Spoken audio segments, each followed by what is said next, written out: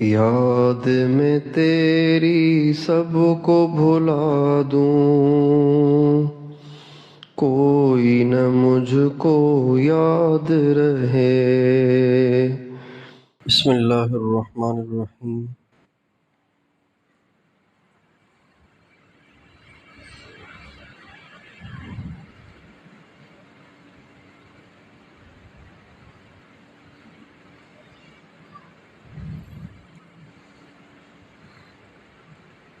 ان الحمد للہ نحمده ونستعینه ونستغفره، من يهده اللہ فلا مضل له ومن يضلل فلا هادی له، واشهد ان لا الہ الا اللہ وحدہ لا شریک له، واشهد ان سیدنا ونبینا وحبیبنا وشفیعنا وقرۃ اعیننا محمدا عبدہ ورسولہ، صلی اللہ تبارک و تعالی علیہ وعلی آلہ واصحابہ وازواجہ وذریتہ وبارک وسلم تسلیما کثیرا، اما بعد فاعوذ باللہ من الشیطان الرجیم، بسم اللہ الرحمن الرحیم۔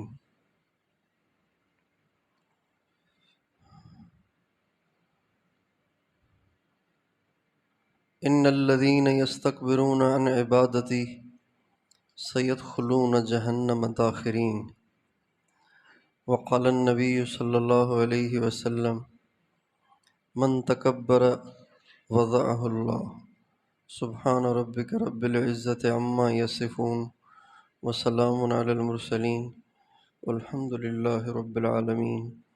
اللہم صلی علی سیدنا محمد وعلی آل سیدنا محمد وبارک وسلم۔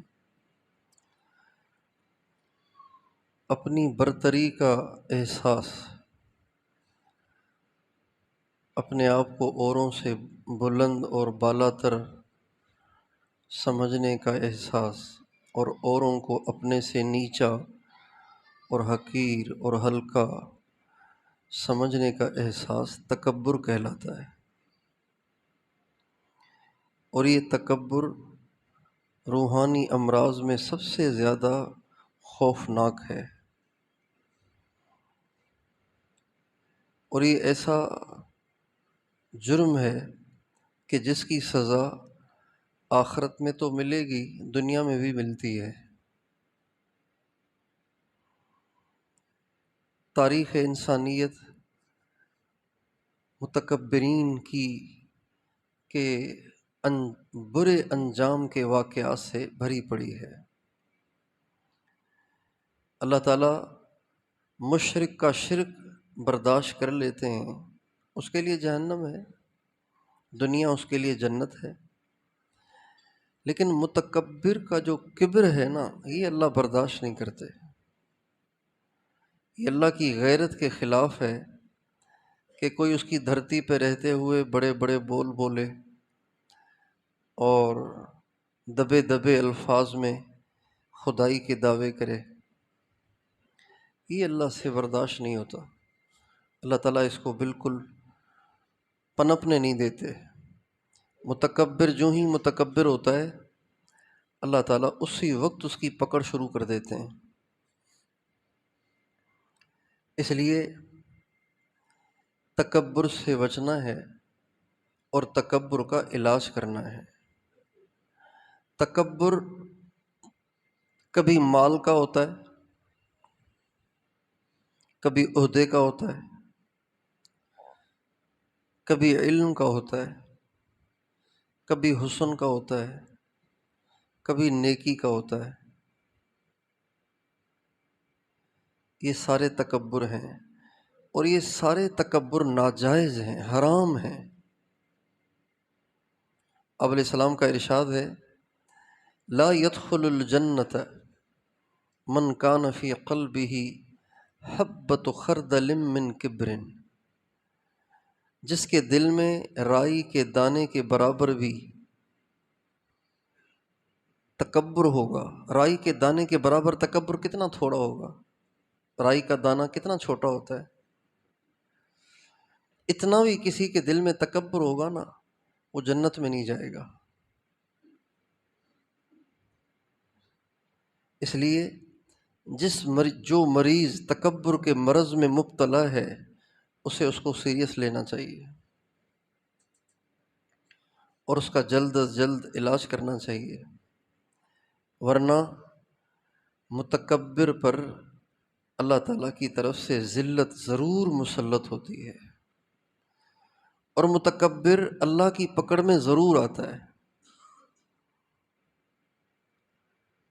اور پھر اتنی ذلت ہوتی ہے کہ اپنی اوقات یاد رہنے لگتی ہے۔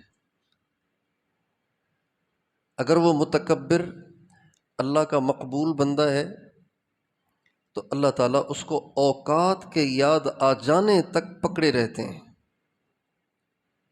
یہاں تک کہ اسے اوقات یاد آ جاتی ہے کہ اوہ یار میں تو ایسا تھا، خام خواہ میں ڈنگے مار رہا تھا۔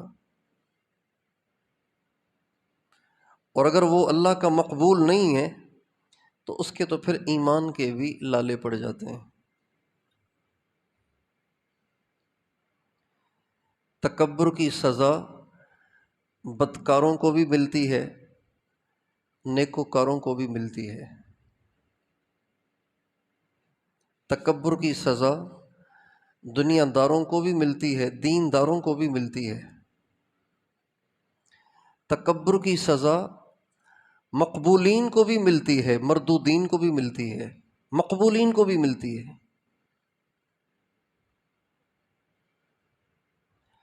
اور تکبر کا بول اللہ تعالیٰ کو جیسے ایک کافر سے ناپسند ہے، ایک نیک آدمی سے بھی ناپسند ہے، یہاں تک کہ نبی سے بھی ناپسند ہے۔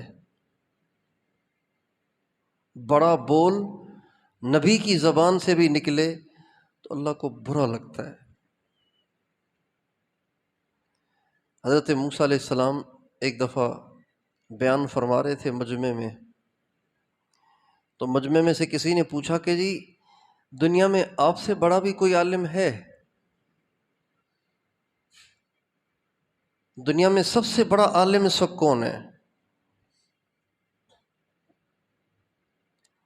دنیا میں من اعلم الناس، دنیا میں اس وقت سب سے بڑا عالم کون ہے؟ تو ظاہری بات ہے جس زمانے میں کلیم اللہ ہوں علیہ السلام تو ان سے بڑا عالم اور کون ہوگا جو براہ راست اللہ سے باتیں کرتے ہوں۔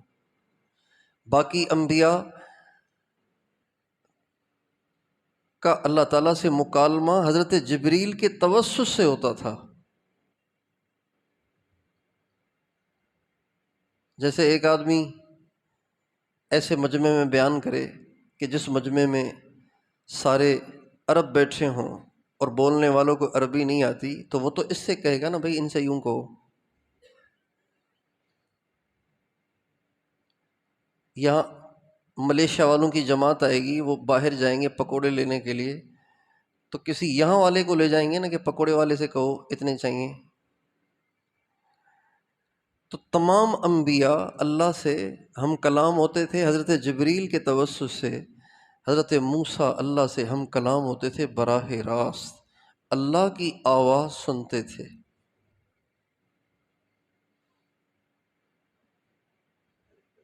تو ان سے بڑا عالم کون ہوگا؟ اور مگر پھر بھی بات تو حقیقت پر مبنی تھی، مگر پھر بھی حضرت موسیٰ علیہ السلام کا یہ کہنا کہ میں سب سے بڑا عالم ہوں اس وقت دنیا میں، اللہ کو ناپسند ہے۔ ہمارے نبی تکبر سے پاک ہیں، معصوم ہیں، اور اللہ تعالیٰ نے فرمایا بس ٹھیک ہے، اب آپ اپنا بوریا بستر اٹھائیں اور چلیں ہمارے ایک بندے کو جا کے دیکھیں تاکہ آپ کو سمجھ آئے کہ بڑا عالم کون ہے۔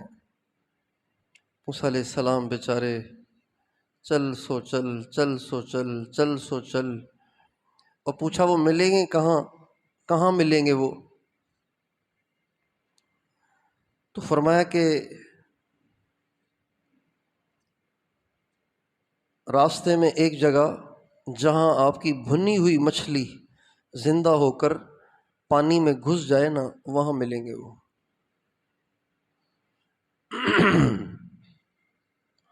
چنانچہ اللہ تعالیٰ نے موسیٰ علیہ السلام کی صرف تربیت کے لیے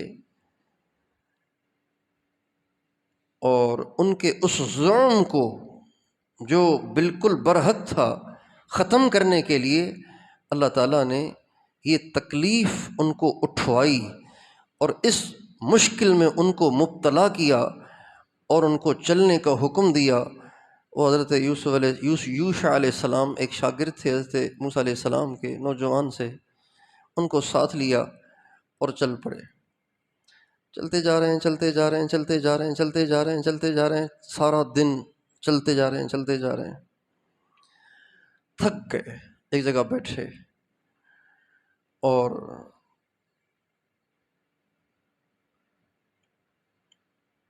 آنکھ لگ گئی، اٹھے، کہنے لگے چلو بھائی، پھر چل پڑے، چلتے جا رہے ہیں، چلتے جا رہے ہیں، راستے میں تھکاوٹ بھی ہوئی اور بھوک بھی لگی، تو حضرت موسیٰ علیہ السلام حضرت یوشع سے کہنے لگے آتنا غداءنا لقد لقینا من سفرنا ھذا نصبا، بھائی ناشتہ واشتہ کراؤ، کو کھانا وانا لاؤ، اور میں تو بہت تھک گیا ہوں۔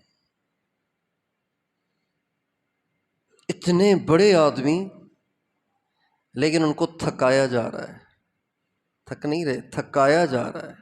یہ تربیت ہے، یہ اصلاح ہے، یہ تزکیہ ہے۔ لقد لقینا من سفرنا ھذا نصبا، بھائی بہت تھکاوٹ ہو گئی ہے، اس سفر میں تو ہمیں بڑی تھکاوٹ ہوئی ہے۔ معلوم ہوتا ہے کہ اس سے پہلے حضرت موسیٰ علیہ السلام کسی سفر سے اتنے نہیں تھکے۔ سفرنا ھذا، اس سفر میں ہمیں بڑی تھکاوٹ ہوئی ہے۔ سفر ہم نے بہت کیے ہیں لیکن بھائی اتنی تھکاوٹ ہمیں کسی سفر میں نہیں ہوئی، اس سفر نے تو ہمیں چور چور کر کے رکھ دیا ہے، یہ مطلب تھا ان کا۔ حالانکہ موسیٰ علیہ السلام کے کتنے لمبے سفر ہیں، مصر سے چلے ہیں اور چل سو چل، چل سو چل، چل سو چل، چل سو چل، وادی طی، پھر فلسطین پہنچے ہیں، اتنے لمبے لمبے سفر ہیں ان کے، اور مصر سے مدین گئے ہیں، اور مدین سے پھر دوبارہ مصر آئے ہیں، یہ سارے سفر ہیں۔ لیکن فرما رہے ہیں لقد لقینا من سفرنا ھذا نصبا، اس سفر نے تو ہمیں بہت تھکایا ہے، سفر ہم نے بہت کیے لیکن اس سفر نے تو چکنا چور کر دیا ہے ہمیں۔ یہ اتنی مشقت اور تکلیف کیوں اٹھوائی جا رہی ہے؟ اس لیے کہ بندے مقبول ہیں لیکن بول ایسا نکل گیا جو ناپسند تھا۔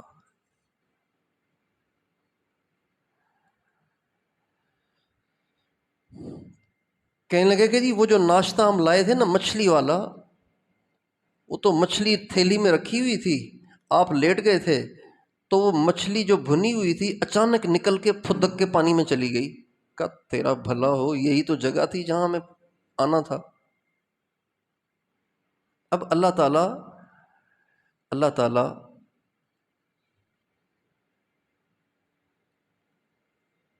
کا نظام ہے یہ، کہ تم نے پھر اس وقت کیوں نہیں بتایا؟ کہ بس وہ میں بھول گیا، اس وقت آپ سوئے ہوئے تھے، جب آپ اٹھے تو میرے ذہن میں ہی نہیں رہا کہ بھئی ناشتہ تو پانی میں چلا گیا ہے، مچھلی تھی بھنی ہوئی وہ زندہ ہو کے پانی میں چلی گئی۔ کہ تم نے اس وقت کیوں نہیں بتایا؟ کہ بس بھول گیا۔ اب یہ کیوں بھولے؟ اس لیے کہ مقبولین پر بھی حالات آتے ہیں، صرف لفظ ایک انا، اور یہ بات ابھی یہاں ختم نہیں ہوئی، وہاں سے واپس آئے تو اب یہ تو حضرت موسیٰ ہیں، لاکھوں ان کے پیروکار ہیں، صاحب تورات ہیں، عزت ہی عزت ہے، جہاں جاتے ہیں عزت ملتی ہے، چونکہ کلیم اللہ ہیں۔ عزت ہی عزت، عزت ہی عزت، عزت ہی عزت۔ اب یہاں آئے تو ایک شخص جب وہاں پہنچے تو دیکھا کہ ایک شخص دریا کے کنارے چادر اوڑھ کے لیٹا ہوا ہے۔ جو ہی یہ آئے تو اس نے نہ کوئی پروٹوکول دیا، نہ کوئی عزت دی، چادر بھی چہرے سے نہیں ہٹائی، اندر ہی اندر سے بولا کون ہو؟ کا موسیٰ، کا بنی اسرائیل والے، کا جی، یہ ان کا لہجہ تھا۔ یہ سب رگڑے ہیں، یہ سب اصلاح کے طریقے ہیں، یہ سب اہل حق پہ آنے والے حالات کی ایک شکل ہے جب ان کی زبانوں سے بڑے بول نکلتے ہیں۔ کون ہو؟ حضرت موسیٰ سے تو کسی نے اس لہجے میں بات نہیں کی۔ کا موسیٰ، کا بنی اسرائیل والے، کا جی کیا چاہتے ہو؟ چادر نہیں ہٹائی، اندر ہی اندر سے بول رہے ہیں۔ پروٹوکول میں کوئی اٹھ کے بیٹھ ہی جاتے، کوئی چادر ہٹا دیتے، کوئی سیدھے منہ بات کرتے، ایسے بھی نہیں۔ کیا چاہتے ہو؟ کا هل اتبعک علی ان تعلمنی مما علمت رشدا، کیا میں آپ کے پیچھے پیچھے چل سکتا ہوں تاکہ آپ بھی مجھے وہ علم سکھائیں جو آپ کو اللہ نے دیا ہے؟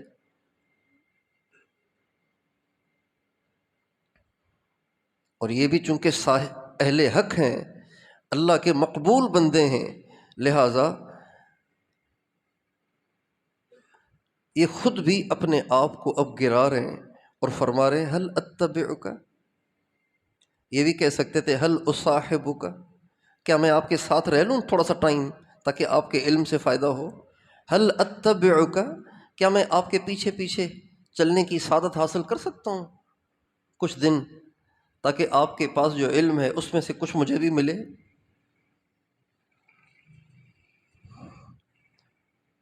تو آگے سے جواب تو یہ بنتا تھا، اجی یہ تو میری سعادت ہے، آپ میرے ساتھ رہیں تو میرے لیے اس سے بڑی خوش بختی اور کیا ہوگی۔ یہ نہیں کہا انک لن تستطیع معی صبرا، بے شک آپ ہرگز میرے ساتھ صبر کے ساتھ نہیں رہ سکتے، مجھے پتہ ہے آپ صبر کے ساتھ نہیں رہ سکتے۔ لن تستطیع، یہ لن تستطیع میں اتنی شدت ہے کہ جس میں ڈانٹ کا شائبہ آ رہا ہے۔ لن تستطیع، ہرگز تمہارے بس کا روگ نہیں ہے یہ میرے ساتھ رہنا۔ موسیٰ علیہ السلام نے ان کو یقین دہانی کرائی کہ نہیں، آپ مجھے موقع دیں، انشاءاللہ آپ دیکھیں گے کہ میں آپ کی اطاعت کر کے دکھاؤں گا اور میں صبر کر کے دکھاؤں گا۔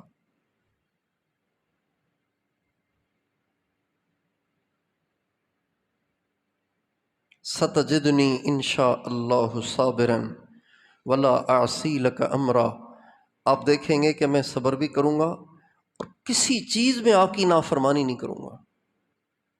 اور پھر لمبا واقعہ ہے، موسیٰ علیہ السلام کو جو بار بار ڈانٹ پڑتی رہی حضرت خضر کی، وہ ڈانٹیں برداشت کرتے رہے اور ان سے بار بار معذرت کرتے رہے۔ پہلی دفعہ جب ڈانٹ پڑی تو کہا کہ میں بھول گیا تھا نا، آپ بھول تو معاف کریں نا کم از کم۔ لا تؤاخذنی بما نسیت ولا ترہقنی من امری، کیا ہے عسرا، میں بھول گیا تھا، بھول پہ تو پکڑ نہ کرے نا۔ اگلی غلطی ہوئی ان کے حساب سے، حضرت خضر کے حساب سے، تو کہا اب کے اگر کیا نا پھر دیکھو پھر اچھا نہیں ہوگا۔ جب تیسری دفعہ حضرت موسیٰ بولے تو انہوں نے صاف صاف کہہ دیا ھذا فراق بینی و بینک، موسیٰ تشریف لے جائیں، آپ کی چھٹی ہے، ہمارا آپ کا جوڑ نہیں بیٹھے گا، ہم اور آپ کٹھے نہیں رہ سکتے، آپ میں صبر ہی نہیں ہے، بار بار آپ بول پڑتے ہیں۔ چنانچہ حضرت موسیٰ علیہ السلام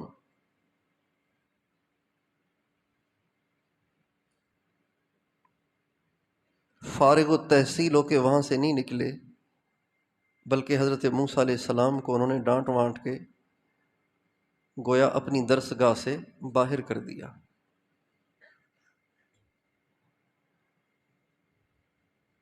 یہ ساری تکلیفیں اور یہ ساری پریشانیاں اور یہ ساری تھکاوٹیں، یہ اتنا بڑا جو حال آیا نا، وہ آیا صرف ایک لفظ پر جو کہ بالکل برحق تھا اور سچ تھا، اور وہ تھا انا۔ خیر، یہ تو کلیم اللہ تھے، یہ تو کلیم اللہ تھے، اب حبیب اللہ کی بھی سنیے، جو اللہ کے حبیب تھے، جو اللہ کے محبوب تھے، جو اللہ کے اتنے پیارے تھے کہ ان کی ذرہ برابر بھی نہ گواری اللہ تعالیٰ کے ہاں برداشت نہیں تھی، اور جن کی ہلکی سی بھی بے ادبی اللہ کے ہاں برداشت نہیں تھی۔ حضرت ابو بکر، حضرت عمر میں ایک دفعہ ہلکی سی گرما گرمی ہو گئی تو آواز ذرا اونچی ہو گئی، تو اللہ تعالیٰ نے قرآن پاک کی آیتیں اتاری، میرے نبی سے اپنی آوازیں اونچی مت کرو ورنہ تمہاری زندگی کی ساری نیکیاں غارت کر دوں گا۔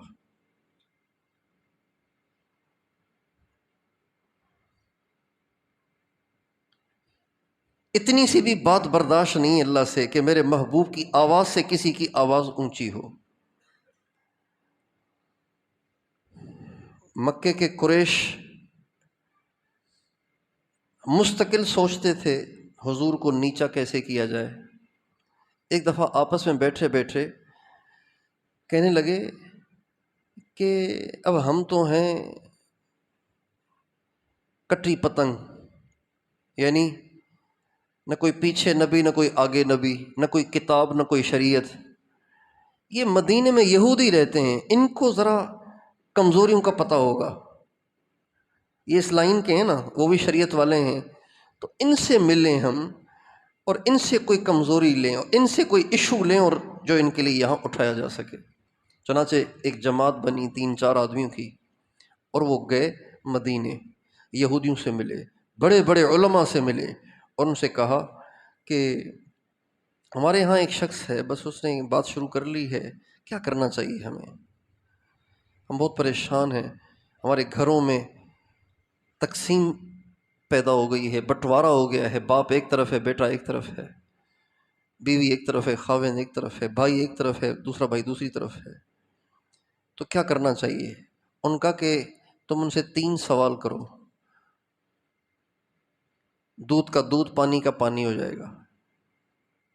کیا؟ کہ ایک تو ان سے پوچھو کہ اصحاب کہف کون ہیں، دوسرا ان سے پوچھو کہ ذوالقرنین کون ہے، تیسرا ان سے پوچھو کہ یہ روح کیا چیز ہے۔ ان کا یہ زبردست ہو گیا کہ جواب دے، نبی ہوں گے تو دے دیں گے، نبی نہیں ہوں گے نا تو یہ جواب نہیں دے سکیں گے۔ یار یہ زبردست ہو گیا کام۔ اب یہ آئے سیدھا وفد حضور کے پاس، آپ علیہ السلام کو تو طلب رہتی تھی کوئی میرے پاس آئے، کوئی میری بات سنے، تو وہ آئے اور آ کے کہنے لگے کہ ہم آپ کو نبی ماننے کے لیے تیار ہیں، لیکن 3 باتیں ہیں جس کا جواب چاہیے۔ حضور کا بڑا دل خوش ہوا کہ چلیں کوئی تو صورت ہوئی ان کے سدھرنے کی۔ انہوں نے 3 سوال کیے، اصحاب کہف کون ہیں، ذوالقرنین کون ہے؟ تو آپ نے فرمایا کہ میرے پاس چونکہ علم ذاتی نہیں ہے، وحی کا علم ہے، تو میں کل بتا دوں گا آپ لوگوں کو، کل بتا دوں گا۔ ان کا ٹھیک ہے۔ اب یہ چلے گئے، اگلے دن آئے لیکن حضرت جبریل نہیں آئے۔ کہنے لگے آپ نے آج کا ٹائم دیا تھا، آپ نے فرمایا ابھی تک تو نہیں ہو سکا۔ نہیں ہو سکا؟ آپ کہتے ہیں نبیوں نہیں ہو سکا، یہ کیا بات ہوئی؟ نہیں آئے نبی، جبریل نہیں آئے، کیا کریں؟ واپس چلے گئے۔ کہنے لگے اچھے پھنسے ہیں، اب اچھے پھنسے ہیں اور انشاءاللہ کام صحیح ہوگا۔ چنانچہ اگلے دن پھر آ گئے۔ ہاں بھی کیا ہوا؟ حضور کی نگاہیں نیچی، آپ شرمندہ۔ اب انہوں نے باہر باتیں بنانا شروع کر دی۔ اب اندازہ لگائیے حضور کے دل پہ کیا بیت رہی ہوگی اس وقت۔ ویسے تو جبریل بار بار آتے رہتے ہیں، آتے رہتے ہیں، آتے رہتے ہیں، آتے رہتے ہیں، اور اب جب آنے کا وقت ہے تو آ ہی نہیں رہے۔ 48 گھنٹے گزر گئے، اگلے دن پھر آئے، اگلے دن پھر آئے، اگلے دن پھر آئے، اگلے دن پھر آئے، روزانہ وہ آتے رہے اور سارے مکے میں ڈھنڈورا پیٹتے رہے اور تنزیہ آ کے آپ کو دیکھ کے مسکراتے اور کہتے ہاں جی آ گیا پھر کہ نہیں آیا ابھی تک، ہاں جی آ گیا ابھی تک کہ نہیں آیا، کیا ہوا، کیا ہو گیا، آ نہیں رہا، کیا مسئلہ ہے آج کل؟ اور ہمارے نبی پہ اتنی جو تکلیف آتی رہی، ایک سچے آدمی کو جب جھوٹا کہا جا رہا ہو اور اس کی حقیقت کو مذاق میں لیا جا رہا ہو اور پھر اس کی تشہیر کی جا رہی ہو، آپ سمجھتے ہیں کہ اس شخص پہ کیا بیتتی ہے؟ اس وقت پکے پکے بھی اب ڈگمگانے لگ گئے، یار واقعی کیا مسئلہ ہے یہ؟ چونکہ جب ذہن سازیاں ہوتی ہیں تو آدمی متاثر تو ہوتا ہے نا۔ چنانچہ اتنے دن کے بعد وحی آئی اور آپ سے کہا گیا کہ اصحاب کہف یہ ہیں، ذوالقرنین یہ ہے، روح کی حقیقت یہ ہے، لیکن وَلَا تَقُولَنَّ لِشَيْءٍ إِنِّي فَاعِلٌ ذَلِكَ غَدًا إِلَّا أَن يَشَاءَ اللَّهُ۔ الفاظ میں غور کیجئے، اتنے دن کی شرمندگی بھی اٹھانی پڑی ہے اور الفاظ میں بھی ڈانٹ ہے۔ ہرگز ہرگز کبھی ایسی بات نہ کیا کریں آئندہ کہ میں کل یوں کر لوں گا، اللہ نہیں چاہیں گے تو آپ کیسے کریں گے؟ الا ان یشاء اللہ۔ یہ تکبر کا معاملہ اللہ تعالیٰ اتنا باریک لیتے ہیں، ہمارے نبی تکبر سے پاک ہیں، معصوم ہیں، لیکن الفاظ میں چونکہ انشاءاللہ نہیں ہے، جبکہ انشاءاللہ دل میں بھی ہے، عقیدے میں بھی ہے، استحضار میں بھی ہے، لیکن چونکہ زبان پہ نہیں ہے، اور انہوں نے ساری دنیا کا مقتدا بننا ہے اور یہ ساری دنیا کے مقتدا ہیں، لہٰذا یہ تعلیم دی گئی ہمارے نبی کی تکلیف کے ذریعے سے ساری دنیا کے مسلمانوں کو کہ جب کبھی بھی کسی کام کو کرنے لگو تو یوں ضرور کہو میں نہیں کر سکتا، اللہ نے چاہا تو ہوگا، میری تو کوئی اوقات نہیں۔ الفاظ میں بھی اپنی نفی کرو، صرف یہ نہیں کہ اندر میں نفی کرو، الفاظ میں بھی نفی کرو، میں نہیں کر سکتا، اگر اللہ نے نہیں چاہا تو، اللہ نے چاہا تو ہو جائے گا۔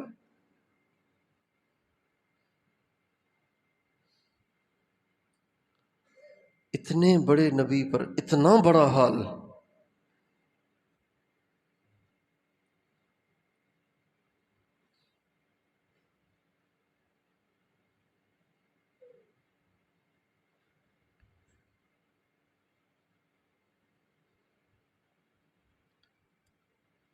حدیث شریف میں آتا ہے کہ البلاء موکل بالمنطق،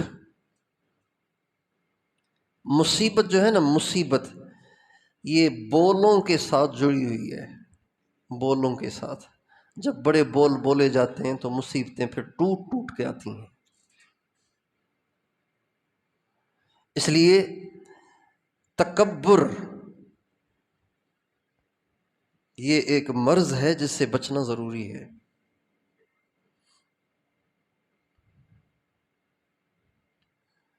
ہمارے پرانے بزرگوں میں سے ایک بزرگ گزرے ہیں، حضرت ابو عبداللہ اندلسی رحمۃ اللہ علیہ، بڑے بزرگ تھے، یہاں تک کہ حضرت شبلی جیسے اپنے زمانے کے یکتا مشائخ بھی ان سے استفادہ کرتے تھے، ان کی صحبت میں جاتے تھے، ان کے پاس بیٹھتے تھے۔ بہت بڑے بزرگ، ہزاروں حدیثوں کے حافظ تھے، قرآن پاک کے بھی حافظ تھے، اور بہت سی خانقاہیں چلاتے تھے۔ بغداد اور آس پاس خانقاہوں کے جال بچھے ہوئے تھے، اور ان سب کے سرپرست ابو عبداللہ اندلسی تھے، اور بہت بڑے خطیب بھی تھے، بہت بڑے محدث اور عالم بھی تھے۔ ایک دفعہ گزر رہے تھے ایک علاقے سے، مریدین کا مجمع ساتھ تھا، جس میں علماء بھی تھے، صوفیاء بھی تھے، مشائخ تھے، جا رہے تھے۔ ایک بستی کے پاس سے گزر ہوا،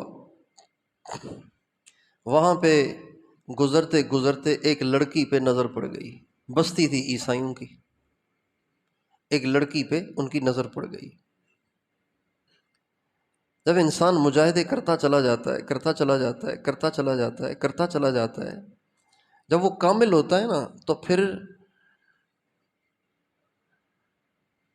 اللہ تعالیٰ اس کے اندر سے ناجائز کی طرف میلان بھی ختم کر دیتے ہیں، اس کو نفس مطمئنہ بنا دیتے ہیں۔ نفس مطمئنہ وہ نفس جو احکام پہ خوش ہوتا ہے اور برائی سے اسے ایسے گھن آتی ہے جیسے پاخانے سے گھن آتی ہے، یہ نفس مطمئنہ ہے۔ تو ابو عبداللہ اندلسی تو بڑے پائے کے بزرگ تھے، لیکن اللہ تعالیٰ بڑے بے نیاز ہیں۔ جب وہاں سے گزر ہوا اور اس لڑکی پہ ان کی نظر پڑی تو اس کو دل دے بیٹھے، عاشق ہو گئے، اور اس لڑکی کی محبت کا ایسا غلبہ ہوا کہ مریدین سے کہا یہیں پڑاؤ ڈال لیں، سب یہیں ٹھہر جائیں، سارے یہیں ٹھہر جائیں۔ تو راستے میں پڑاؤ تو ڈالنا ہوتا تھا، چنانچہ سارے ٹھہر گئے۔ ویسے تو واعظ و نصیحت کا سلسلہ بھی چلتا رہتا تھا، ذکر مراقبے کا ماحول بھی بنا رہتا تھا، نفل اور تلاوت کا ماحول بھی بنا رہتا تھا، لیکن اب یہاں پڑاؤ ڈالا ہے تو بزرگ صاحب بس یوں بیٹھے ہوئے ہیں، آنکھیں کھلی ہوئی ہیں، گردن جھکی ہوئی ہے، اور پتہ نہیں کیا ہوا ہے ان کو، نہ بول رہے ہیں۔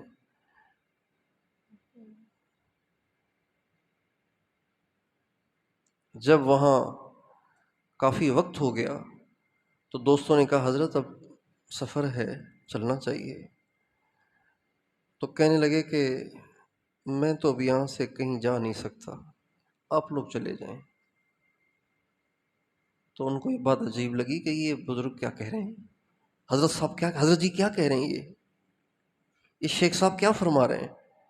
کہنے لگے میں سچ کہہ رہا ہوں، میں یہاں سے نہیں ہل سکتا، میں یہاں سے اٹھ بھی نہیں سکتا، میں یہاں سے کہیں نہیں جا سکتا، آپ لوگوں نے جہاں جانا ہے جاؤ، ہمارا اور آپ کا اب راستہ تبدیل ہو گیا ہے۔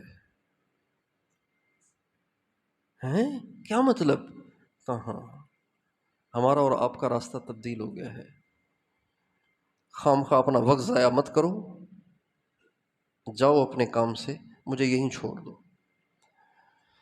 مریدین نے، شاگردوں نے رونا شروع کیا، گڑ گڑانا شروع کیا، حضرت ہم سے کیا غلطی ہو گئی، معاف کر دیں۔ فرمایا تم سے کوئی غلطی نہیں ہوئی، تم سے کوئی گلہ شکوہ نہیں، لیکن میں یہاں سے کہیں جا نہیں سکتا، مسئلہ یہ ہے سارا۔ کہ وجہ کہ بس نہ پوچھو۔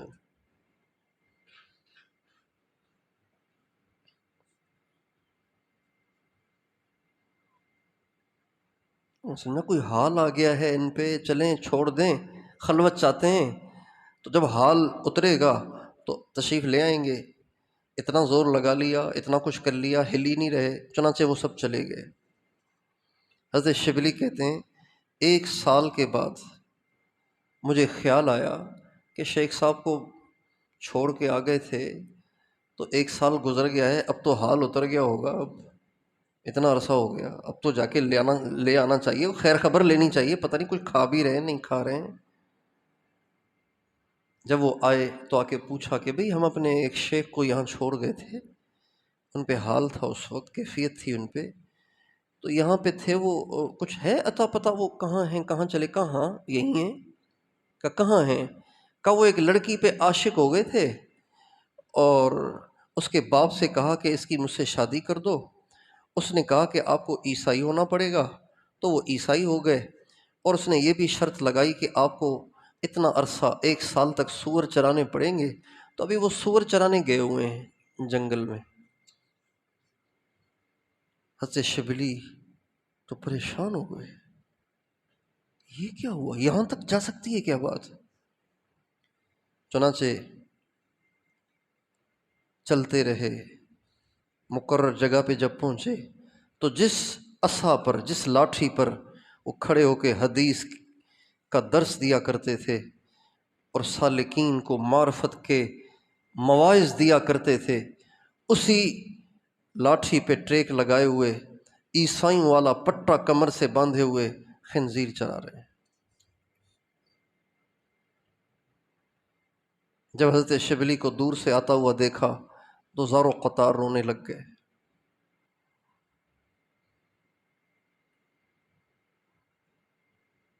اور کہنے لگے شبلی مجھے دیکھ کے سبق حاصل کرو، مجھے دیکھ کے عبرت حاصل کرو۔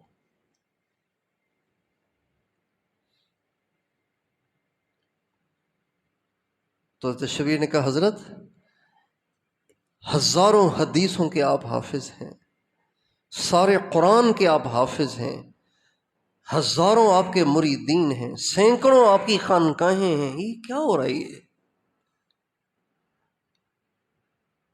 تو کہنے لگے میں اپنے آپ میں نہیں ہوں، مجھے دربار سے دھتکار کے نکال دیا گیا ہے، میری واپسی اب میرے قبضے میں نہیں رہی۔ تو کہا حضرت قرآن پاک کا کوئی حصہ یاد رہا؟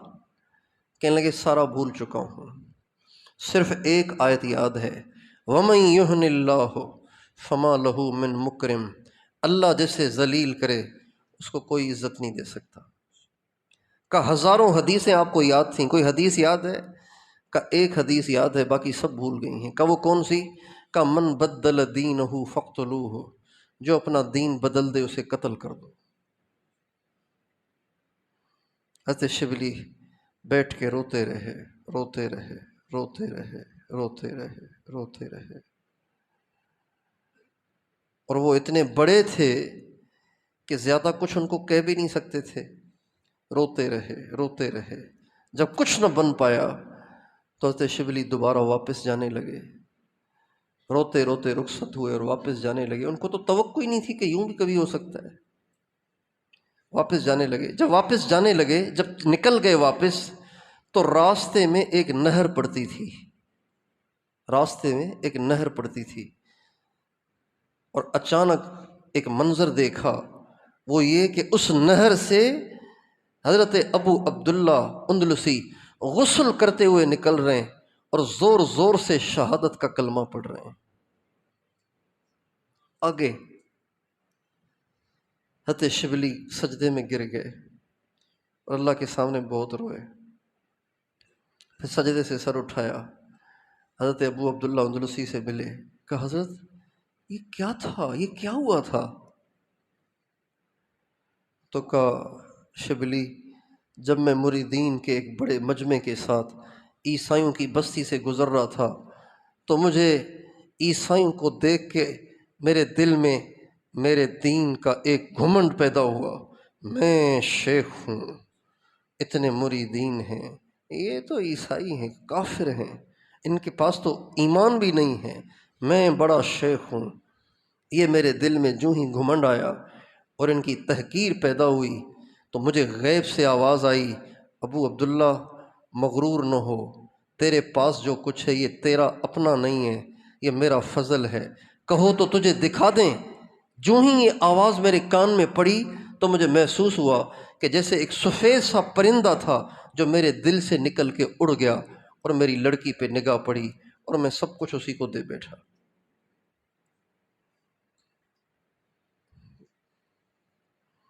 وَلَا تَمْشِ فِي الْأَرْضِ مَرَحًا إِنَّكَ لَن تَخْرِقَ الْأَرْضَ وَلَن تَبْلُغَ الْجِبَالَ طُولًا، اکڑ کے مت چل، ورنہ اوقات کے یاد دلائے جانے میں دیر نہیں لگتی۔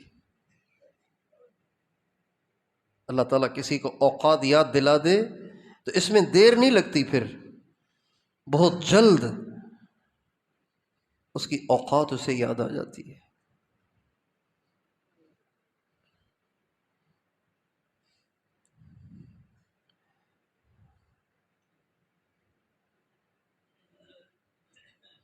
تو تکبر کسی چیز کا بھی ہو، ذلت میں مبتلا کر کے چھوڑتا ہے، چاہے وہ مال کا ہو، چاہے وہ مال کا ہو، چاہے وہ عہدے کا ہو، چاہے وہ علم کا ہو، چاہے وہ نیکی کا ہو، چاہے وہ حسن و جمال کا ہو، چاہے وہ شہرت کا ہو۔ آج کل شہرت بہت سستی ہو گئی ہے، ہر ایک کے پاس سوشل میڈیا ہے، ہر ایک کے پاس موبائل ہے، عجیب و غریب پوسٹیں شیئر کرتے جاؤ، فالوور بڑھاتے جاؤ اور ٹاپ لسٹ پہ پہنچتے جاؤ۔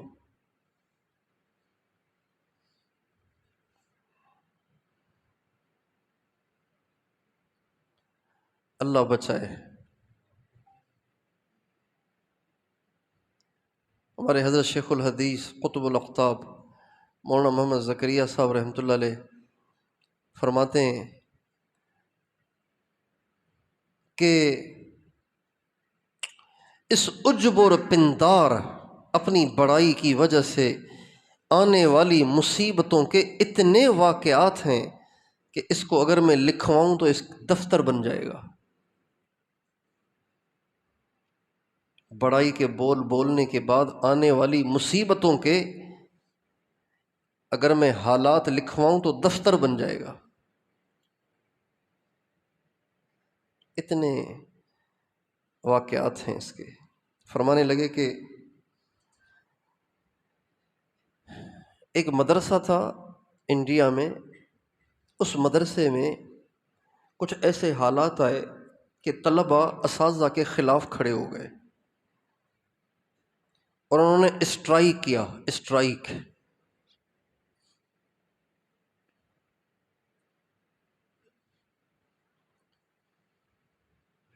تو ہر طرف یہ بات پھیلی ہوئی تھی، اخباروں میں آئی ہوئی تھی، ریڈیو پہ چلتی تھی، یہ بات بہت مشہور ہو گئی تھی۔ تو شیخ فرماتے ہیں کہ ہمارے مدرسے کے ایک استاد نے جلالین شریف کا سبق پڑھاتے ہوئے اس کا تذکرہ کیا اور فرمایا مظاہر میں کبھی اسٹرائک نہیں ہوئی، نہیں ہوگی۔ مظاہر العلوم حضرت شیخ کا مدرسہ، مولانا الیاس صاحب کا، حضرت شیخ کا، حضرت مولانا خلیل احمد سہارنپوری کا، مظاہر میں نہ اسٹرائک ہوئی نہ ہوگی۔ حضرت شیخ فرماتے ہیں اس استاد کے اس بول نے ہم سب کو مصیبت میں مبتلا کر دیا۔ چنانچہ بات بھی اتنی بڑی نہیں تھی، ایک طالب علم تھا، اس کی بہت شکایتیں تھیں، سارے استادوں نے مشورہ کیا اس کو نکال دو، اس کو نکال دیا۔ اس نے ہندوؤں کی ایک پارٹی کو ساتھ لیا اور اندرون خانہ کئی سارے طلباء کو اپنے ساتھ ملایا اور مدرسے کے اندر جا کر مدرسے کے دروازے بند کر کے اور اعلان کیا یہ مدرسہ نہیں کھلے گا جب تک کہ ہمارے مطالبے نہ مانے جائیں، اور مطالبے بھی سب ناجائز اور انتہائی لچر قسم کے، ہلکے قسم کے مطالبے، اور ان میں سے ایک مطالبہ یہ کہ اس طالب علم کے اخراج کو ملتوی کیا جائے۔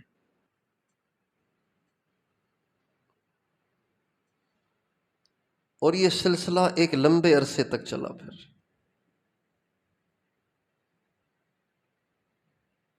ہم تو ڈوبے تھے صنم، تم کو بھی لے ڈوبے۔ اس لیے اس تکبر سے نجات آخرت کو بنانے کے لیے تو ہے ہی ضروری، دنیا بنانے کے لیے بھی اس سے نجات ضروری ہے، ورنہ دنیا بھی کبھی نہ کبھی داؤ پہ آ جاتی ہے اگر یہ تکبر کی بیماری ختم نہ ہوئی تو۔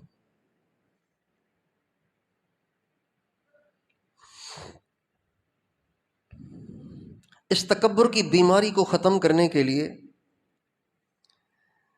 ہمارے اکابر اپنے سالکین سے بہت زیادہ مجاہدے کرواتے تھے، مجاہدوں سے۔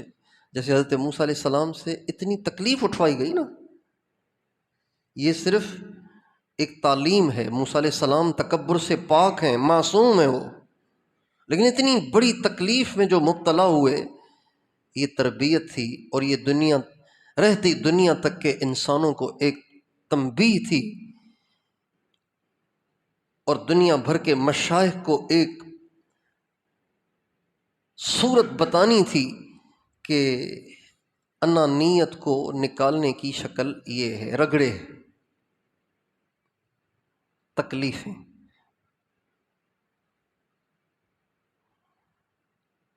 یہ ہمارے صوفیاء سلف، ایک ہیں صوفیاء خلف یعنی متاخرین، ایک ہیں صوفیاء سلف یعنی متقدمین، ان کے ہاں یہ معمول تھا کہ وہ بہت زیادہ نہ ذکر کرواتے تھے، نہ مراقبے کرواتے تھے، نہ کوئی نفلیں اور تلاوتیں کرواتے تھے، بلکہ جو ضروری اعمال ہیں وہ کروا لیے، اور باقی رگڑے رگڑے رگڑے رگڑے رگڑے رگڑے، اتنے رگڑے اتنے رگڑے اتنے رگڑے کہ یہ چیز بالکل فنا ہو جاتی تھی۔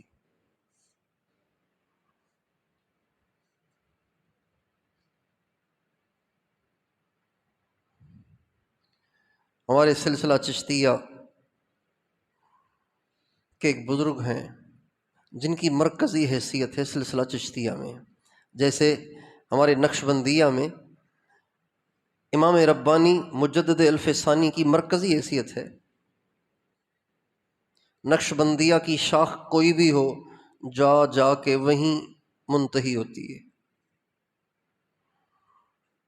اسی طرح سلسلہ چشتیہ کی مرکزی حیثیت جو امام ربانی سے پہلے کے ہیں، امام ربانی کے جو والد تھے وہ ان کے پوتے کے خلیفہ تھے۔ امام ربانی کے جو والد صاحب تھے مخدوم عبد الاحد، یہ خلیفہ تھے حضرت شیخ عبد القدوس گنگوہی کے پوتے کے۔ تو حضرت شیخ عبد القدوس گنگوہی رحمۃ اللہ علیہ کے خلیفہ ہیں حضرت خواجہ نظام الدین بلخی رحمۃ اللہ علیہ۔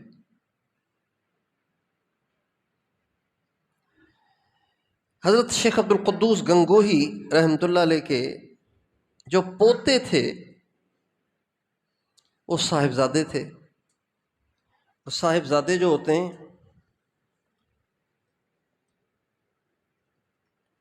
ان کو کمال پانے کا شوق اس لیے نہیں ہوتا، اس لیے کہ بڑوں کی طرف سے ملی ہوئی عزت ویسے ہی ہوتی ہے، ان کے ہاتھ مفت میں ہی چومے جاتے ہیں، تو وہ سمجھتے ہیں کہ یہ کوئی مادی وراثت ہے جو محنت نہ کرو تب بھی ٹرانسفر ہو جاتی ہے، حالانکہ ایسے ہوتا نہیں ہے۔ تو یہ بیچارے بس اسی گھمنڈ میں تھے، تو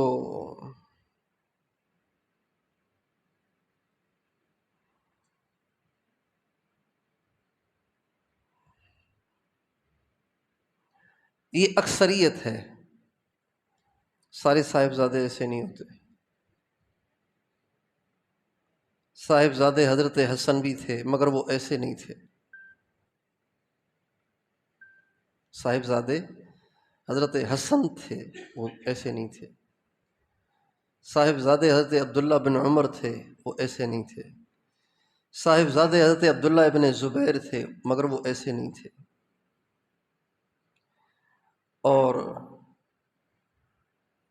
صاحبزادے مولانا الیاس صاحب تھے مگر وہ ایسے نہیں تھے، صاحبزادے مولانا یوسف صاحب بھی تھے مگر وہ ایسے نہیں تھے،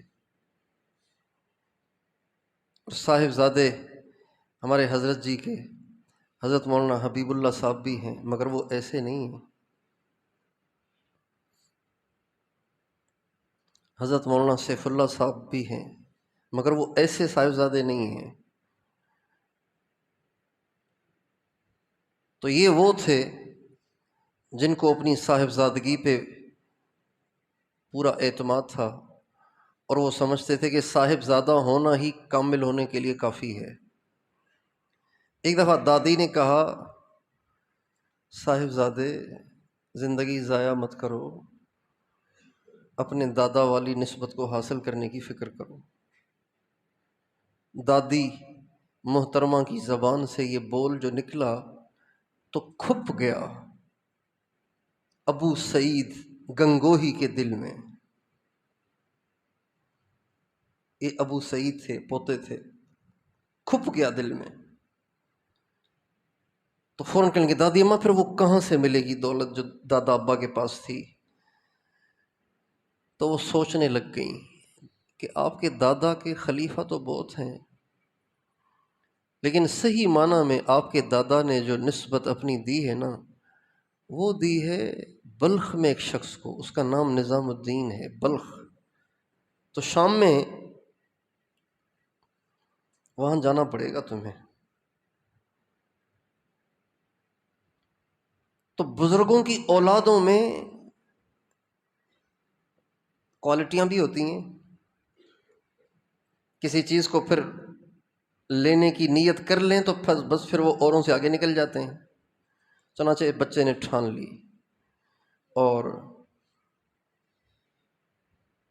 نکلے یہاں سے بلخ کی طرف۔ حضرت خواجہ نظام الدین بلخی کو اطلاع ہوئی کہ صاحبزادہ صاحب تشریف لا رہے ہیں۔ حضرت مریدین کا ایک بڑا مجمع لے کے بلخ سے باہر تشریف لے آئے اور پورے پروٹوکول کے ساتھ ان کو سواری پہ بٹھایا اور خود ان کے ساتھ ساتھ چل رہے تھے، اور ان کو اپنے ہاں لائے اور اپنی خانقاہ میں اپنی جگہ ان کو بٹھایا، خود ان کے سامنے بیٹھ گئے اور انعام کیا، اکرام کیا، اور جو کچھ کرنا تھا کیا۔ جب کئی دن اس پروٹوکول میں، اس اکرام میں اور خدمت میں گزر گئے تو صاحبزادہ صاحب نے کہا کہ حضرت میں اس لیے نہیں آیا ہوں۔ کہا پھر آپ بھی فرما دیجئے کہ آپ کسی خاص غرض سے تشریف لائے ہیں۔ تو کہا کہ وہ جو میرے دادا ابا کے پاس سے آپ نعمت لائے نا، وہ مجھے چاہیے۔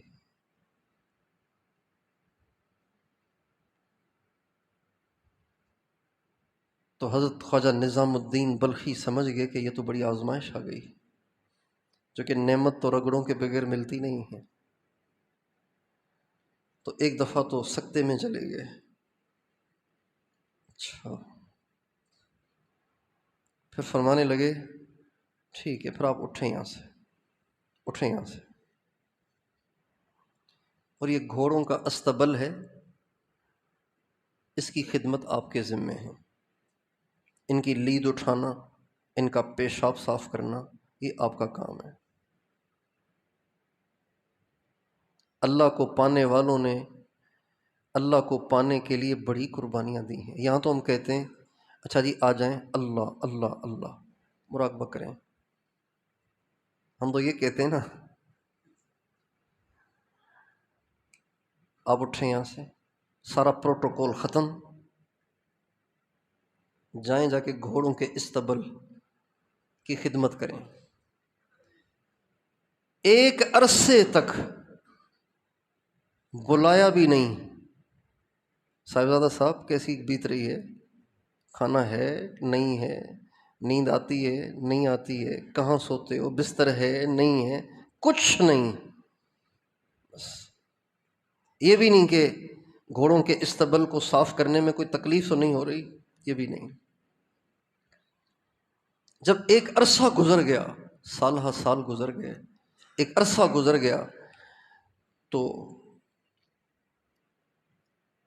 ایک خادمہ سے فرمایا حضرت خواجہ نظام الدین نے کہ آپ ایسے کریں کہ یہ جو گوبر ہے نا یہاں پہ رکھا ہوا پڑا رہتا ہے، اس سے ایک آپ برتن بھریں، ٹوکرا بھریں، اور اس کو سر پہ لے جا کے اس کے پاس سے گزریں اور کوئی بہانہ کر کے وہ ٹوکرا اس کے اوپر گرا دیں۔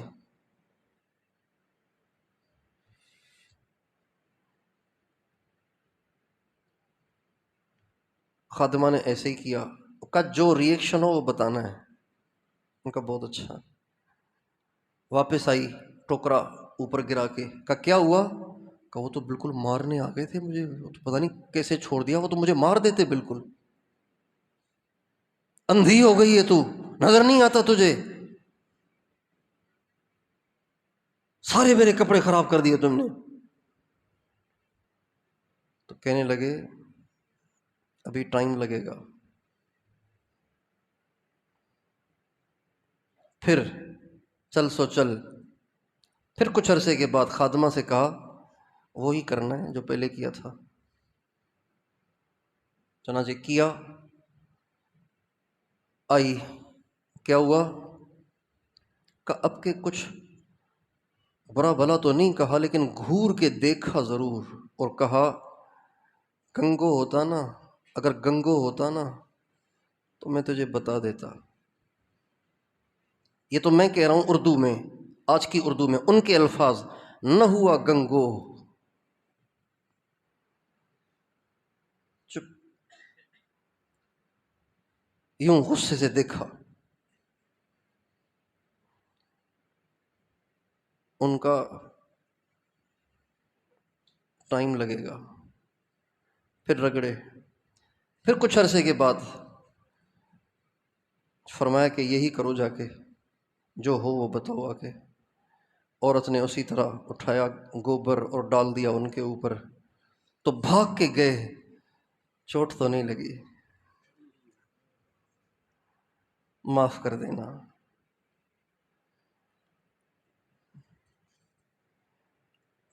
تو شیخ نظام الدین کہنے لگے پھل تیار ہے، پھل پک چکا ہے۔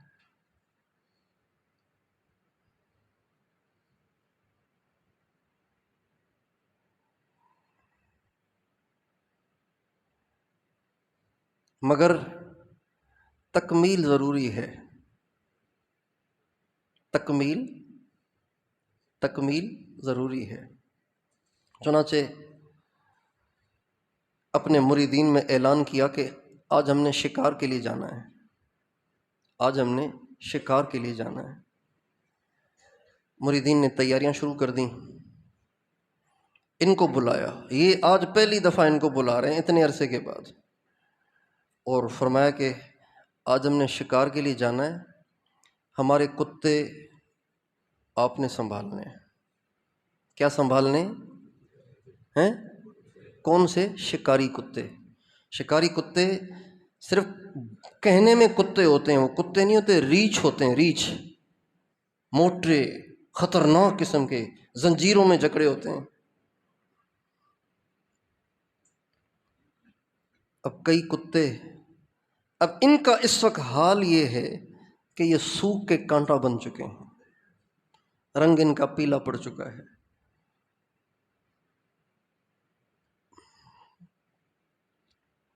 اب کتے پکڑا دیے گئے ان کو، شیخ صاحب بیٹھے سواری پر، مریدین ساتھ ساتھ چل رہے ہیں، اور صاحبزادہ صاحب کتوں کو پکڑنے کی کوشش تو کر رہے ہیں، لیکن کتے تو پھر کتے تھے، شکاری کتے تھے۔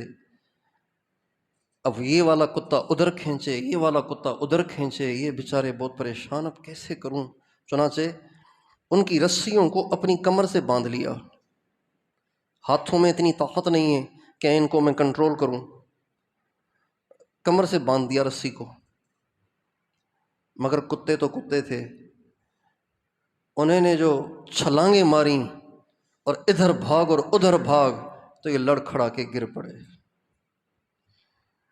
اب کتے بھاگ رہے ہیں اور ان کو گھسیٹتے چلے جا رہے ہیں، اور جسم چھلتا چلا جا رہا ہے، ادھر سے خون، ادھر سے خون، ادھر سے خون، ادھر سے خون، مٹی مٹی، یہ سب کچھ ہو رہا ہے اور شیخ صاحب دیکھ رہے ہیں۔ اسی دوران ایک دم منظر تبدیل ہوا اور شیخ عبد القدوس گنگوہی ظاہر ہوئے، کشف میں ظاہر ہوئے، اور خواجہ نظام الدین سے کہنے لگے نظام الدین، میں نے تو تمہیں اتنی تکلیفوں میں نہیں ڈالا تھا،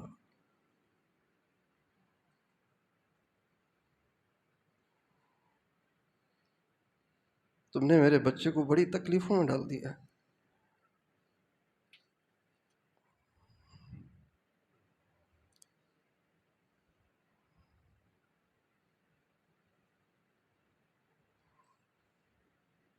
چنانچہ اسی وقت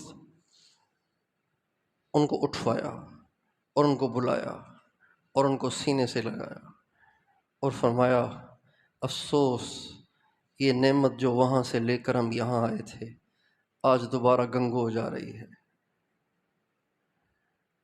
اور گلے لگا کر اپنی کامل نسبت ان کو دے کر ان کو پورے انعام اور اکرام کے ساتھ واپس بھیجا۔ آج جو ہمارے پاس یہ سلسلہ پہنچا ہے، سلسلہ چشتیہ، اس میں ان کا نام آتا ہے، کسی اور کا نام نہیں آتا۔ نظام الدین بلخی رحمۃ اللہ علیہ کے خلفاء تو بہت ہوئے، بہت خلفاء ہوئے، لیکن ہمارے بزرگوں تک جو یہ نسبت پہنچی وہ خواجہ نظام الدین بلخی کے بعد حضرت شیخ ابو سعید گنگوہی کے توسط سے پہنچی۔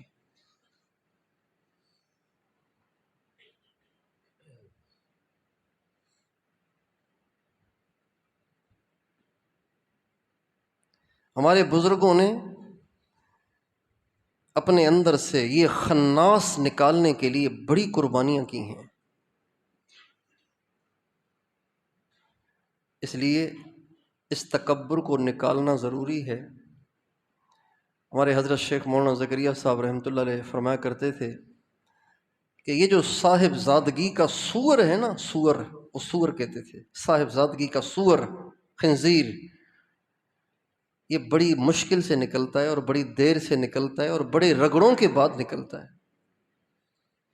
چنانچہ فرماتے ہیں میں مولانا یحییٰ صاحب کا بیٹا تھا، اور مولانا یحییٰ صاحب حضرت گنگوہی کے اتنے قریب تھے کہ حضرت گنگوہی فرمایا کرتے تھے بھائی یحییٰ تو اندھے کی لاٹھی ہے، اپنے آپ کو کہتے تھے اندھا، یحییٰ تو اندھے کی لاٹھی ہے۔ اور حضرت گنگوہی نے دور حدیث پڑھانا بند کر دیا تھا، ذوف کی وجہ سے دور حدیث پڑھانا چھوڑ دیا تھا، لیکن مولانا یحییٰ صاحب اکیلے کی وجہ سے دور حدیث پڑھانا شروع کیا، صرف ان کو پڑھانے کے لیے۔ ان کو پڑھایا، ان سے پہلے بھی نہیں پڑھا رہے تھے، پھر ان کو پڑھایا، پھر ان کے بعد بھی نہیں پڑھایا۔ صرف اتنی خصوصیت تھی ان کو حضرت گنگوہی کے دربار میں۔ اور فرماتے تھے مولانا زکریا صاحب کہ والد صاحب کی وجہ سے مجھے حضرت گنگوہی کی ڈولی میں بٹھایا جاتا تھا۔ ڈولی، حضرت گنگوہی، اب آج کل تو کاریں ہیں نا، کاریں ہیں، تو اس زمانے میں اپنے شیخ کے پروٹوکول کے لیے ڈولیاں بنائی جاتی تھیں، اس میں ان کو بٹھایا جاتا، اس کے بانس لگے ہوتے، ان کو مریدین اپنے کندھوں پہ اٹھا کے شیخ کو چلتے تھے۔ حضرت گنگوہی کو جس پالکی میں بٹھاتے تھے اس پالکی میں حضرت شیخ فرماتے ہیں مجھے بھی بٹھاتے تھے۔ بھائی مولانا یحییٰ صاحب کا بیٹا ہے، حضرت گنگوہی کی گود میں بیٹھے گا، چنانچہ مجھے حضرت گنگوہی کی گود میں ان کے پاس ان کی پالکی میں بٹھاتے، اور اس پالکی کو اٹھانے والے ایک طرف شیخ الہند مولانا محمود حسن ہوتے، اور ایک طرف حضرت شاہ عبد الرحیم رائے پوری ہوتے، اور ایک طرف حضرت مولانا خلیل احمد سہارنپوری ہوتے۔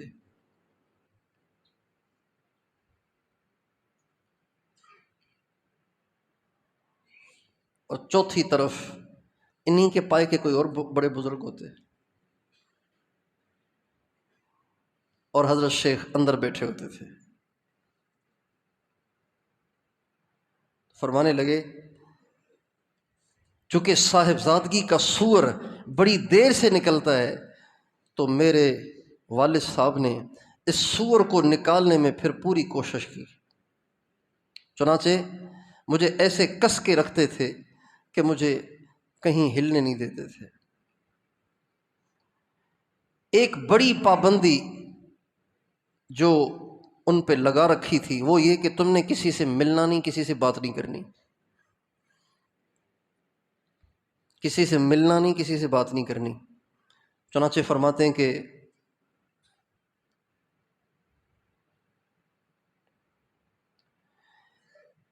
اگر میں کسی آنے والے مقتدی کے ساتھ 2 نمازیں پڑھ لیتا نا تو میری پٹائی ہوتی تھی۔ تم نے جب عصر اس کے ساتھ پڑھی تو مغرب اس کے ساتھ کیوں پڑھی؟ اس کا مطلب ہے تمہارا ہے نا تعلق اس کے ساتھ، تبھی تو پڑھی تم نے تعلق کیوں بنایا؟ تم تعلقات کیوں نہیں چھوڑتے؟ یہ چنانچہ فرماتے ہیں کہ اگر قسمت سے کبھی ایسے ہوتا کہ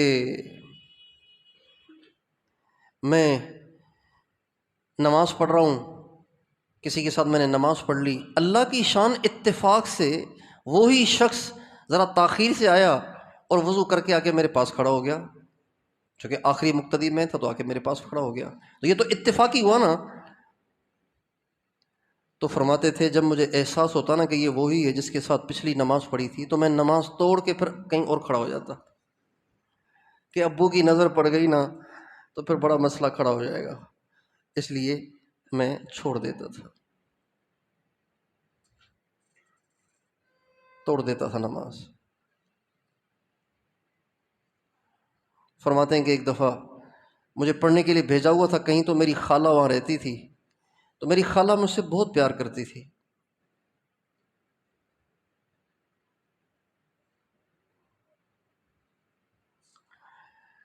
تو انہوں نے مجھے نئے کپڑے لے کے دیے۔ والد صاحب تو خوبصورت کپڑے پہننے نہیں دیتے تھے، خوبصورت جوتے پہننے نہیں دیتے تھے، کہتے تھے بالکل سیدھے سادے ملنگ بن کے رہو۔ انہوں نے مجھے نیا جوڑا سلوا کے دیا، اور رنگین جوڑا، اور جوتا بھی لے کے دیا خوبصورت اس علاقے کا۔ جمعرات کو میں نے گھر آنا تھا، تو ہمارے گھر کے 2 دروازے تھے، ایک عام دروازہ تھا، ایک پیچھے کا دروازہ تھا۔ والد صاحب کا عام معمول عام دروازے سے آنے جانے کا تھا، تو میں نے سوچا کہ اس وقت میں جس کنڈیشن میں ہوں تو والد صاحب تو یہ دیکھ نہیں پائیں گے، مسائل ہو جائیں گے، لہٰذا میں نے گھر جانے کے لیے اس دروازے کا انتخاب کیا جہاں سے والد صاحب نہیں آتے جاتے تھے۔ چنانچہ جب میں وہاں سے داخل ہوا تو اللہ کی شان والد صاحب اس سے نکل رہے تھے، اور آمنا سامنا ہو گیا۔ جب آمنا سامنا ہوا اور والد صاحب نے مجھے دیکھا تو پہلے یوں پاؤں سے سر تک، سر سے پاؤں تک، پاؤں سے سر تک، سر سے پاؤں تک مجھے چیک کیا، اور پھر میرا ہاتھ پکڑا، میرا جوتا اتارا، اور پوری گنتی کے ساتھ میرے سر پہ 100 جوتے مارے۔ کتنے جوتے مارے؟ 100 جوتے مارے، گنتی کے ساتھ 100 جوتے میرے سر پہ مارے، اور جوتے مارتے جاتے تھے اور یوں کہتے جاتے تھے میں نے تجھے پڑھنے کے لیے بھیجا تھا، میں نے تجھے پپو بننے کے لیے نہیں بھیجا تھا۔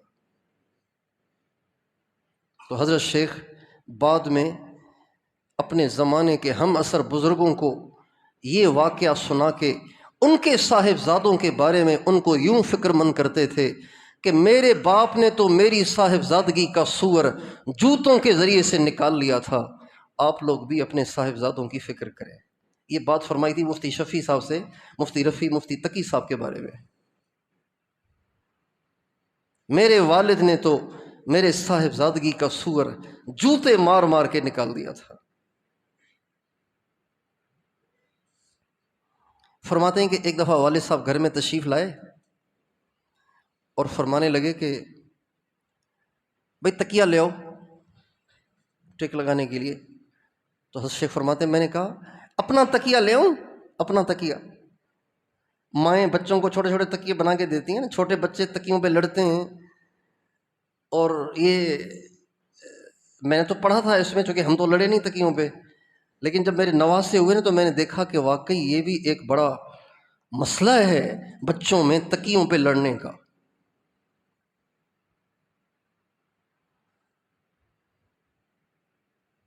میں جس گھر میں تھا اس میں تھا ہی میں اکیلا، نہ کوئی بھائی تھا نہ کوئی بہن تھی، تو اس لیے کوئی لڑائی تو سمجھ میں ہی نہیں آتی تھی کہ ایسی بھی کوئی لڑائی ہوتی ہے۔ حضرت شیخ کا یہ پڑھا تھا آپ بیتی میں، لیکن نواسے ہوئے تو پھر پتہ چلا کہ ہاں تکیوں پہ بڑی جنگیں ہوتی ہیں۔ حضرت شیخ کہنے لگے اپنا تکیہ لے آؤں؟ اپنا؟ یہ کہہ کے میں بھاگ کے گیا تکیہ لینے، تو میرے زوم میں تو میں نے آج بڑی قربانی کی ہے، بڑا تیر مارا ہے، اتنی بڑی قربانی کی ہے کہ اپنا تکیہ جس کو میں ہاتھ بھی کسی کو نہیں رکھنے دیتا، آج میں نے اپنے ہاتھوں سے ابا کو پیش کیا ہے۔ تو بظاہر تو مجھے بڑے انعام اور اکرام کی امید تھی، لیکن جب وہ تکیہ پیش کیا تو ایک ہاتھ سے تکیہ لیا اور دوسرے ہاتھ سے ایسا تماچا مارا کہ اب تک مجھے بڑھاپے میں بھی اس کی شائیں شائیں سنائی دیتی ہے۔ اور فرمایا ابھی سے تم نے چیزیں اپنی بنانا شروع کر دی ہیں، ابھی سے تم نے چیزیں اپنی بنانا شروع کر دی ہیں۔ حضرت شیخ فرماتے ہیں اس تھپڑ میں وہ تاثیر تھی کہ ساری زندگی میری گزر گئی، میں نے آج تک کسی چیز کو اپنا نہیں سمجھا۔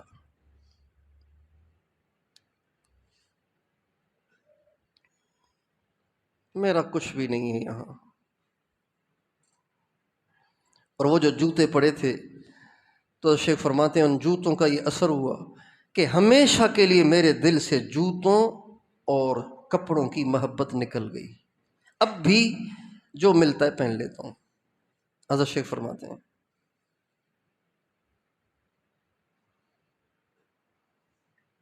ہمارے بزرگوں نے اپنی انانیت کو ختم کرنے کے لیے، اپنے تکبر کو ختم کرنے کے لیے اور اس ناسور سے نجات پانے کے لیے بڑی قربانیاں دی ہیں، اس لیے کہ وہ اس کی سنگینی کو سمجھتے تھے کہ یہ کیڑا اگر اندر رہ گیا تو یہ ایمان سے بھی کہیں محروم نہ کر دے۔ اس لیے اس مرض کے مریض کو اپنے بارے میں بہت فکر مند ہونا چاہیے۔ یہ مرض مال کی وجہ سے بھی لگتا ہے، عہدے کی وجہ سے بھی لگتا ہے، ممبر کی وجہ سے بھی لگتا ہے، مصلے کی وجہ سے بھی لگتا ہے، زیادہ مصافوں اور زیادہ معانقوں کی وجہ سے بھی لگتا ہے، اور زیادہ عزت اور اعزاز اور پروٹوکول سے بھی یہ مرض لگتا ہے۔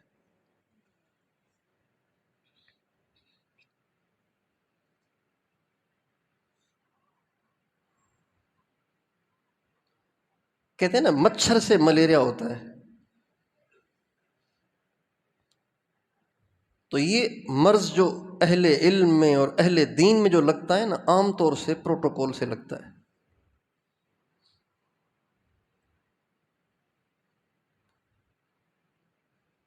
اس لیے دین کی محنت کرنے والے جب تک ناگواریوں کے ساتھ چل رہے ہوتے ہیں اور جب تک ناموافق حالات کے ساتھ چل رہے ہوتے ہیں تو وہ اس سے محفوظ ہوتے ہیں۔ جو ہی استقبال کا زمانہ آ جاتا ہے تو ان کی کیفیتیں تبدیل ہو جاتی ہیں۔ ہمارے حضرت مولانا احسان صاحب فرماتے تھے تبلیغ کا کام پہلے آسان تھا، حالانکہ فاقے تھے، پٹائیاں تھیں، بستروں کا مسجد سے پھینکا جانا تھا، گالیاں تھیں، ناگواریاں تھیں، ناموافق حالات تھے، سیدھے منہ کوئی بات بھی نہیں سنتا تھا، لیکن اس وقت تبلیغ آسان تھی۔ آج تبلیغ مشکل ہے، اس لیے کہ ہر طرف سے عزت اور پروٹوکول ہے، اب اللہ کے لیے کرنا مشکل ہو گیا ہے۔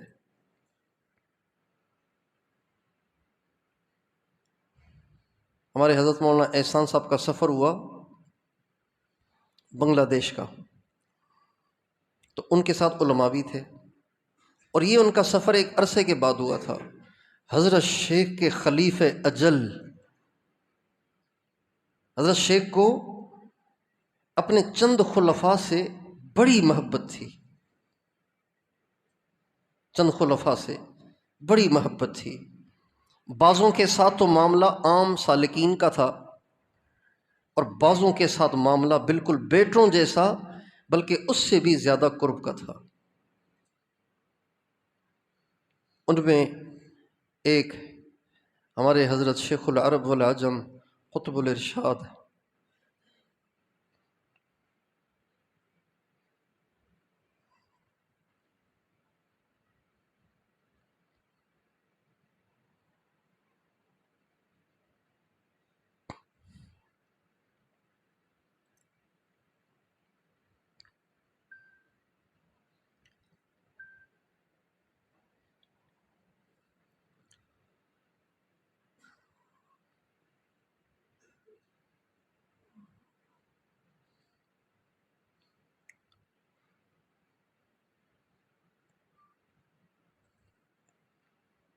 حضرت مولانا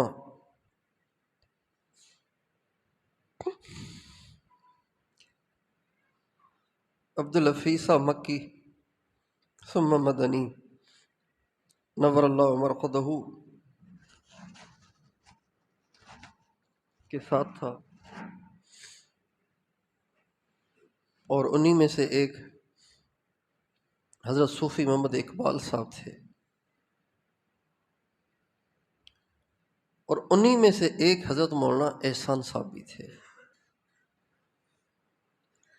اتنا گہرا تعلق تھا کہ حضرت شیخ مولانا احسان صاحب 2 سال تو گزار کے آ گئے تھے یہاں، سہارنپور میں 2 سال گزار کے یہاں آ گئے تھے۔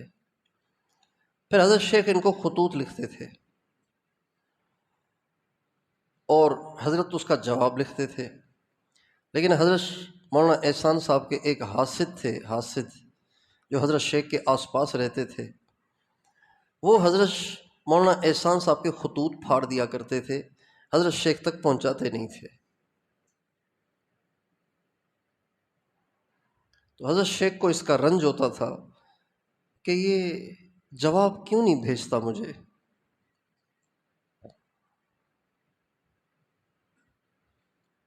تو ایک دفعہ حضرت شیخ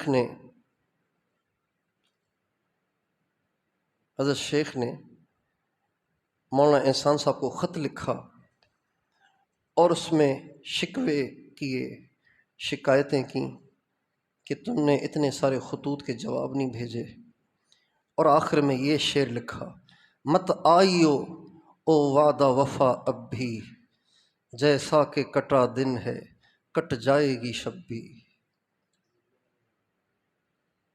مت آئیو او وعدہ وفا اب بھی، جیسا کہ کٹا دن ہے کٹ جائے گی شب بھی۔ نہ بھیجو جواب، جیسے دن کٹا ہے رات بھی کٹی جائے گی۔ لیکن حضرت مولانا احسان صاحب کے صبر کو سلام کہ انہوں نے حضرت شیخ کی ناراضگی کو انتقال تک برداشت کیا، لیکن کبھی ان کو یہ نہیں بتایا کہ خطوط تو بھیجتا تھا لیکن یہ میرے خطوط آپ تک پہنچنے نہیں دیتا تھا، کبھی شکایت نہیں کی۔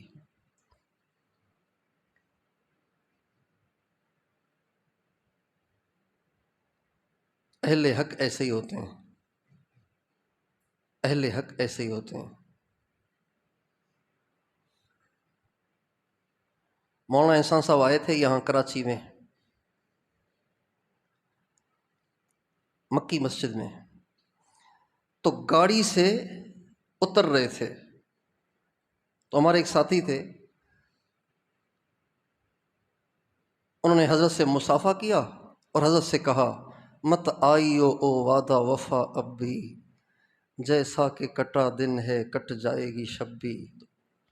تو فرمایا: آہا، یہ تو میرے شیخ نے مجھے لکھا تھا۔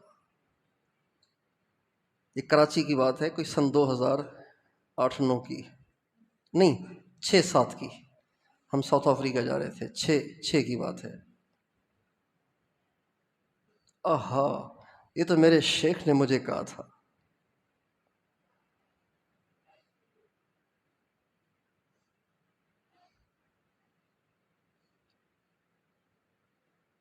کیا بات چل رہی تھی؟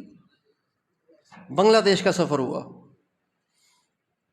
مولانا احسان صاحب کا، تو جو حضرت کے ساتھ علماء تھے انہوں نے مجھے بتایا کہ جہاں کہیں جاتے تو ہزاروں کے مجمع اور اتنی عزت، تو ہر جگہ ملنے والی عزت کے بعد حضرت ہمیں لے کے بیٹھ جاتے اور پریشان ہوتے، تو ہم سوچتے کہ شاید اب پریشان ہیں کہ وصولی کیسے ہو۔ تبلیغ والے جو بار بار بیٹھتے ہیں، بتاؤ بھائی کیا کریں، تو اس کا کیا مقصد ہوتا ہے؟ وصولی کیسے کریں، یہ مقصد ہوتا ہے کہ نہیں ہوتا بھائی؟ تو کہا ہر بیان کے بعد، ہر جگہ جہاں جانا ہوتا، وہاں پہ ملنے والے پروٹوکول کے بعد بار بار دن میں کئی دفعہ مولانا لے کے بیٹھ جاتے۔ بولو بھائی کیا کریں، ہمیں اتنی عزت مل رہی ہے تو کیا کرنا چاہیے ہمیں؟ کہیں ہمارے دل میں کچھ آ نہ جائے کہ ہم بھی کچھ ہیں۔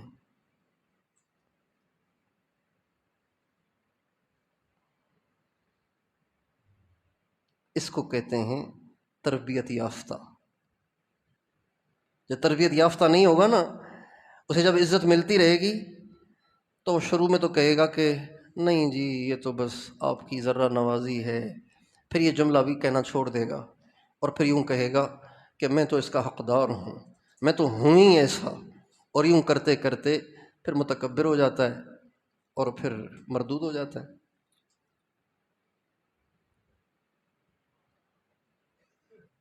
ہر تھوڑی دیر کے بعد لے کے بیٹھ جاتے ہیں، بھائی بتاؤ کیا کریں، اتنی عزت مل رہی ہے تو اگر ہمارے جی میں کچھ آ گئی کہ ہم بھی کچھ ہیں تو ہمارا کیا ہوگا؟